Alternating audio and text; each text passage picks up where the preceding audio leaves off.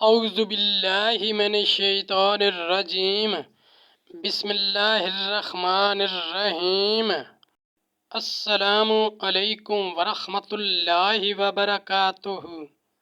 طالب علم ساتھیوں، اس سے پہلے والی ویڈیو میں ہم نے سورہ بقرہ کی آیت نمبر 131، 132 اور 133 کا ترجمہ اور تفسیر پڑھی، جس کا لنک میں نے اس ویڈیو کے ڈسکرپشن میں شیئر کر دیا ہے۔ اس ویڈیو میں ہم سورہ بقرہ کی آیت نمبر 134 اور 135 کا ترجمہ اور تفسیر پڑھیں گے اور قرآن کی روشنی میں اہم دینی مسائل بھی سیکھیں گے۔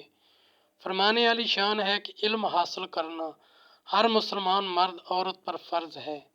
اے اللہ ہمارے علم میں اضافہ فرما، آمین۔ سورہ بقرہ آیت نمبر 134۔ تلک امۃ قد خلت لہا ما کسبت ولکم ما کسبتم ولا تسألون عما کانوا یعملون۔ ترجمہ: یہ ایک امت ہے کہ گزر چکی، ان کے لیے ہے جو انہوں نے کمایا اور تمہارے لیے ہے جو تم کماؤ، اور ان کے کاموں کی تم سے پرستش نہ ہوگی۔ آیت نمبر 135۔ وَقَالُوا كُونُوا هُودًا أَوْ نَصَارَىٰ تَهْتَدُوا قُلْ بَلْ مِلَّةَ إِبْرَاهِيمَ حَنِيفًا وَمَا كَانَ مِنَ الْمُشْرِكِينَ۔ ترجمہ: اور کتابی بولے یہودی یا نصرانی ہو جاؤ، راہ پاؤ گے، تو تم فرماؤ بلکہ ہم تو ابراہیم کا دین لیتے ہیں جو ہر باطل سے جدا تھے، مشرکوں سے نہ تھے۔ سورہ بقرہ آیت نمبر 134 اور 135 کی تفسیر، یعنی حضرت ابراہیم و یعقوب علیہ السلام اور ان کے مسلمان اولاد، اے یہود تم ان پر بہتان مت اٹھاؤ۔ اس میں یہود و نصارہ وغیرہ پر اعتراض ہے کہ تم مشرک ہو، اس لیے ملت ابراہیم پر ہونے کا دعویٰ جو تم کرتے ہو وہ باطل ہے۔ اس کے بعد مسلمانوں کو خطاب فرمایا جاتا ہے کہ وہ ان یہود و نصارہ سے یہ کہہ دیں قولوا آمنا۔ الآیات۔ سورہ بقرہ آیت نمبر 134 کا شان نزول۔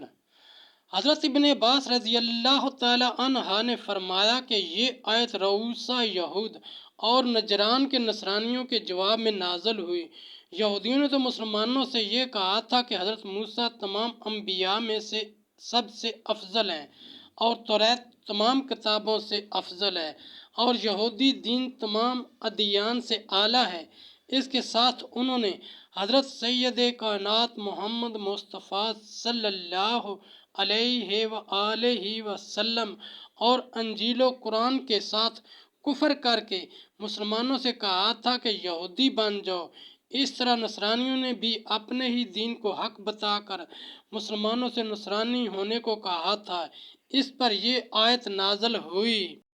ساتھیوں، ہم نے قرآنی تعلیمات کو دنیا کے کونے کونے میں پہنچانا ہے، اس لیے آپ بھی اپنے دوستوں اور اپنی فیملی کو میرا چینل قرآن ود ایڈیپیڈیا سبسکرائب کرنے کی دعوت دیجیے اور گھنٹی بجانا نہ بھولنا تاکہ اگلی ویڈیو کا نوٹیفیکیشن آپ کو وقت پہ مل سکے۔